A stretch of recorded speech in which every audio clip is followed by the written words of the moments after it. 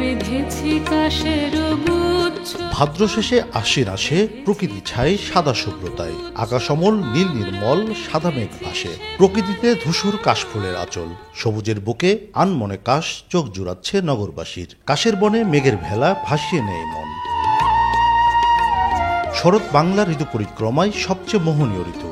সূর্যকে ছাপিয়ে মেঘের দুরন্ত ছুট, বাংলার ঋতুতে এবার শরতের পালা মোহিত করে যার রূপ। প্রতি বছর আমি কাশফুল এত ভালো লাগে, আমার এত পছন্দ, প্রতি বছরই আসি। কাশফুলের যে সুন্দর যে ভিউটা সেটা নিতে আসছি।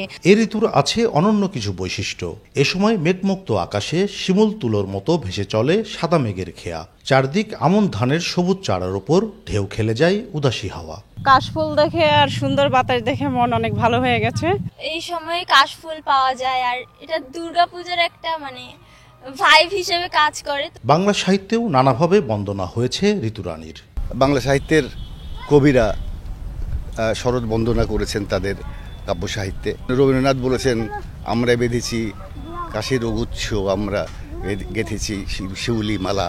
কাশফুলের এই বিষয়টা শিল্প, সাহিত্য, চলচ্চিত্র প্রতিটা ক্ষেত্রেই প্রতিবিম্বিত হওয়ার একটা হয়ে আসছে, এটা আমরা দেখে আসছি।